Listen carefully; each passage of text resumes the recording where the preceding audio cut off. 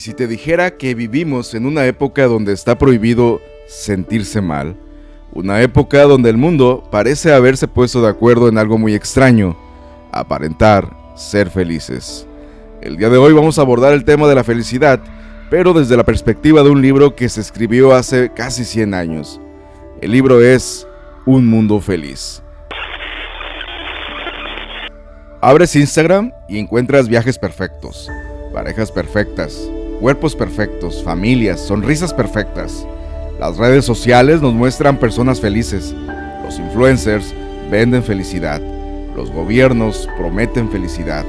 Y pareciera que todos tienen una respuesta para una misma pregunta: ¿cómo ser felices? Y sin embargo, nunca hubo tanta ansiedad, tanta depresión, tanta soledad, tanto agotamiento emocional, tanta gente sintiéndose vacía en silencio. Y entonces aparece una pregunta: ¿y si la felicidad que nos venden no fuera felicidad? ¿Y si fuera solamente una distracción?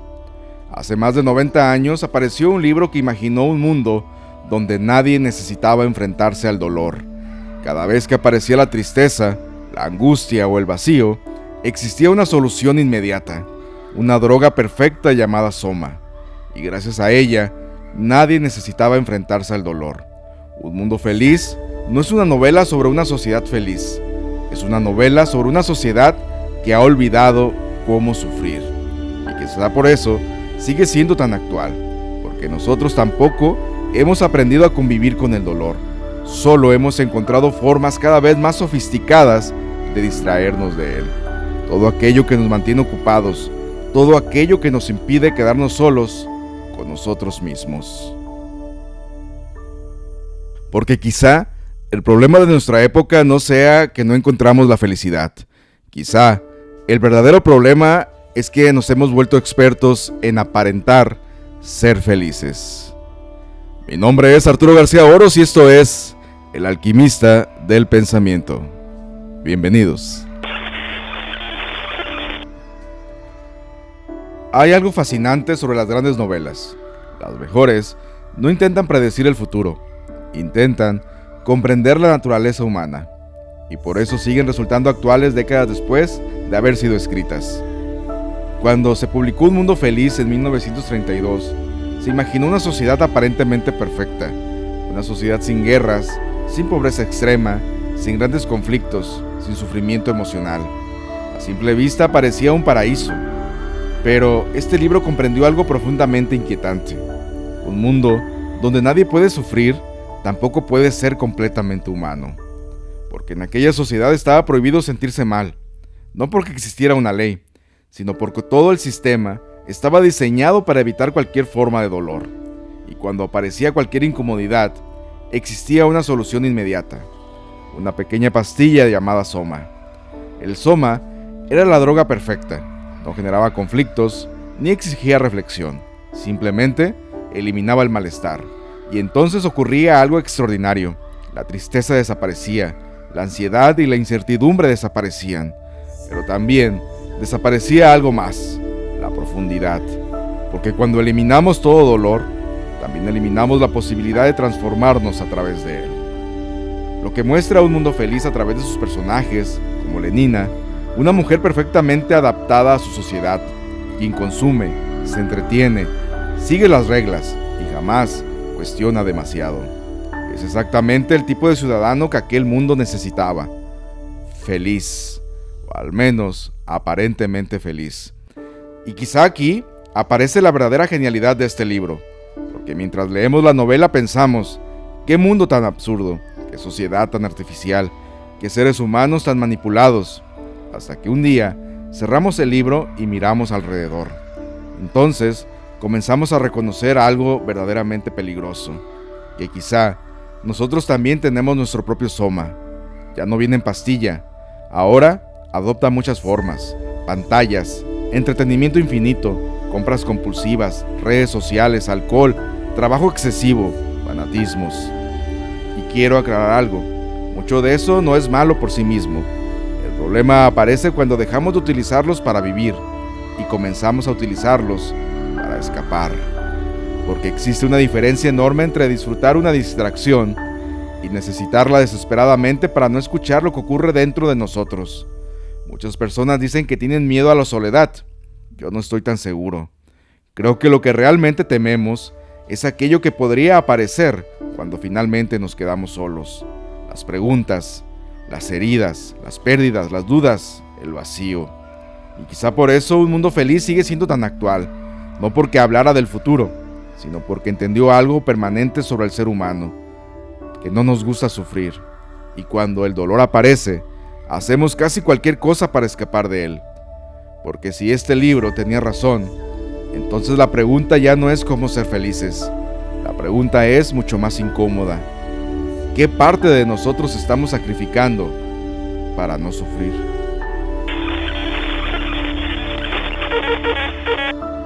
Hay algo curioso que sucede con una sociedad que comienza a obsesionarse con la idea de la felicidad. Poco a poco, deja de importar si realmente somos felices, y entonces comienza a importar más aparentar ser felices. Vivimos en una época donde la apariencia parece haberse vuelto más importante que la experiencia. Tomamos fotografías de la comida antes de probarla, grabamos conciertos en lugar de escucharlos, documentamos viajes enteros para personas que ni siquiera están con nosotros. Por eso, Bernard Marx, el protagonista de la novela, resulta tan incómodo dentro de ella, porque mientras todos parecen felices, él siente que algo no encaja, no logra adaptarse, y en una sociedad donde todos deben estar satisfechos, quien duda se convierte en un problema. A veces tengo la sensación de que hemos dejado de vivir algunos momentos para comenzar a producirlos. Las redes sociales no inventaron este problema, pero sí lo multiplicaron, porque por primera vez en la historia, cada persona tiene su propio escenario, su propia audiencia, y entonces comenzamos a construir una versión cuidadosamente editada de nosotros mismos, una especie de personaje, la fotografía correcta, la frase correcta, la vida correcta, porque la mayoría de las veces no publicamos únicamente lo que hacemos, publicamos lo que significa. La taza de café, el viaje, la fotografía en la playa, la pareja abrazándose, la rutina de ejercicio, todo comunica un mensaje. Mira mi vida, mira qué bien estoy, mira qué feliz soy. Y quizá lo más extraño de todo es que muchas veces ni siquiera intentamos convencer a los demás de que somos felices. Estamos intentando convencernos a nosotros mismos, porque todos necesitamos sentir que nuestra vida tiene sentido, que nuestras decisiones fueron correctas, que estamos avanzando. Y entonces las redes sociales se convierten en un espejo, pero no un espejo que refleja quiénes somos, sino en uno que refleja quiénes queremos parecer. Y aquí ocurre algo profundamente humano. Comenzamos a compararnos. Comparamos nuestros miedos con sus sonrisas, nuestras dudas con sus logros, nuestra realidad cotidiana con su mejor fotografía. Y esa comparación siempre está perdida desde el principio, porque nadie publica sus crisis existenciales, sus noches de ansiedad, sus inseguridades más profundas, o los momentos donde siente que su vida se está desmoronando. Lo que vemos son fragmentos, instantes cuidadosamente seleccionados, momentos arrancados de un contexto mucho más complejo. Por eso, cada vez que veo una vida demasiado perfecta siento curiosidad, no admiración, curiosidad, porque detrás de cada ser humano existe una historia que no estamos viendo, y cuanto más perfecta parece una vida en redes, más sospechoso que detrás existe una historia que permanece oculta. Tal vez por eso las redes sociales producen un efecto tan extraño. Nunca habíamos estado tan conectados, y al mismo tiempo, nunca había habido tantas personas sintiéndose solas. Porque la conexión auténtica no nace de nuestras perfecciones, nace de nuestras grietas, de aquello que nos hace humanos, de aquello que nos hace vulnerables. Pero vivimos en una época que nos enseña a mostrar nuestras victorias y a esconder nuestras heridas. Y quizá ahí aparece una nueva forma de sufrimiento. No solamente tenemos que vivir, ahora también sentimos la obligación de demostrar que estamos viviendo mejor que los demás. Y esa obligación de ser felices todo el tiempo puede convertirse en una prisión tan poderosa como cualquier otra.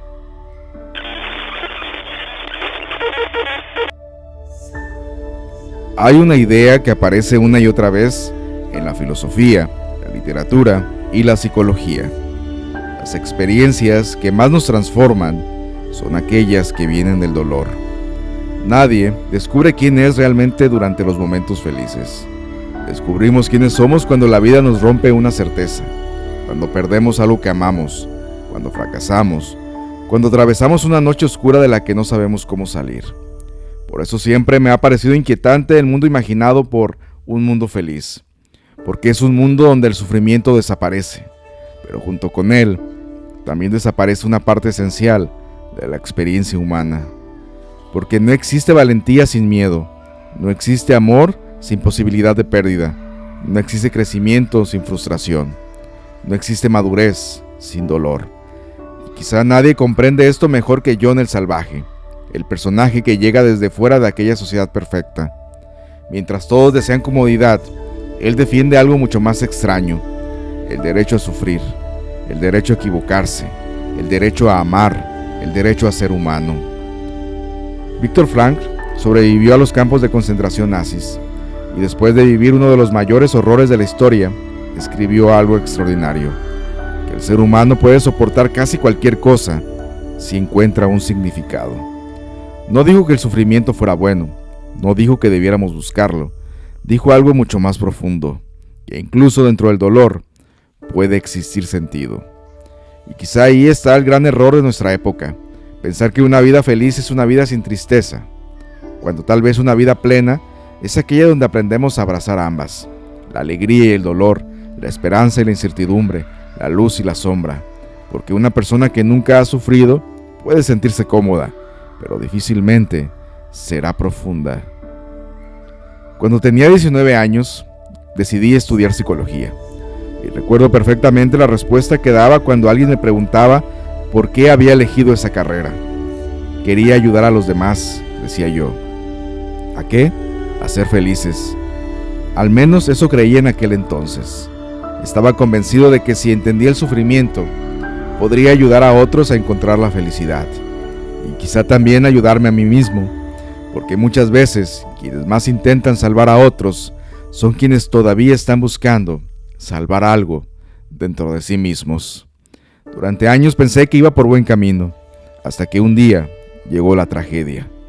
Mi padre había muerto 10 años antes, y entonces murió mi madre también. Y de pronto sentí algo difícil de explicar, como si me hubiera convertido en un árbol sin raíces. Recuerdo especialmente mi cumpleaños número 25, lo pasé completamente solo. Y por primera vez en mi vida, pensé algo que me avergüenza reconocer. Pensé que quizá nunca volvería a ser feliz. Y entonces ocurrió algo extraño. Todo aquello que había estudiado parecía insuficiente. Las teorías, los autores, la ciencia, todo seguía ahí, pero la soledad también. Y la soledad tiene una forma muy particular de visitarnos. No llega gritando, llega lentamente, como una niebla oscura, como una sombra elegante, como una oscuridad sublime que comienza a cubrir el paisaje. Durante mucho tiempo intenté combatirla, escapar de ella, hasta que finalmente hice algo distinto. La escuché. Volví a los libros, a Shakespeare, a Edgar Allan Poe, a Mary Shelley, a todas aquellas historias que siempre habían acompañado mi vida. Y poco a poco comprendí algo que jamás encontré en un libro de autoayuda, algo que ningún coach empresarial podía enseñarme: la sabiduría de abrazar la tristeza, la capacidad de reconocer que somos luz y también sombra, fortaleza y fragilidad, esperanza y dolor. Porque quizá la madurez no consiste en ser felices todo el tiempo. Quizá consiste en dejar de pelear contra aquellas partes de nosotros que también necesitan llorar. Y fue ahí donde descubrí algo que cambiaría para siempre mi forma de entender la felicidad. La tristeza no era realmente mi enemiga. La tristeza también tenía algo que enseñarme. Y quizá después de todo este recorrido, la pregunta ya no sea cómo ser felices, porque llevamos siglos haciéndonos esa pregunta. Filósofos, psicólogos, religiones, y nadie ha sido capaz de definirla universalmente. Pero mientras más vivo, más sospecho que estamos haciendo la pregunta equivocada. Tal vez la pregunta no sea ¿soy feliz? Tal vez la pregunta correcta sea ¿estoy viviendo una vida real? Porque una vida real incluye alegría, pero también incluye tristeza. Incluye amor, pero también pérdida. Incluye esperanza, pero también incertidumbre, porque una vida auténticamente humana nunca ha sido una línea recta. Es una sucesión de inviernos y primaveras, de encuentros y despedidas, de certezas y de preguntas. Quizá la verdadera felicidad nunca consistió en escapar de todo eso. Quizá consistía en aprender a atravesarlo, sin dejar de ser nosotros mismos. Por eso, cada vez que pienso en un mundo feliz, me doy cuenta de que la novela no habla realmente sobre cómo ser felices. Habla sobre una tentación humana que siempre ha existido. La tentación de escapar, la tentación de anestesiarnos, la tentación de construir una vida cómoda, a costa de volvernos superficiales. Porque el dolor es incómodo, pero también es maestro. Y quizá por eso el problema no sea la búsqueda de la felicidad. Quizá el problema es que hemos olvidado que también tenemos derecho a sufrir. Derecho a equivocarnos, a perder, a sentir miedo, a llorar. Derecho a atravesar la oscuridad. Porque tal vez una vida completamente libre de dolor también sería una vida completamente vacía. Mi nombre es Arturo García Oros y esto fue El Alquimista del Pensamiento. Y recuerda que el precio de ser verdaderamente humanos implica renunciar a la obligación de tratar de ser felices todo el tiempo. Nos vemos en el próximo episodio y nos pensamos.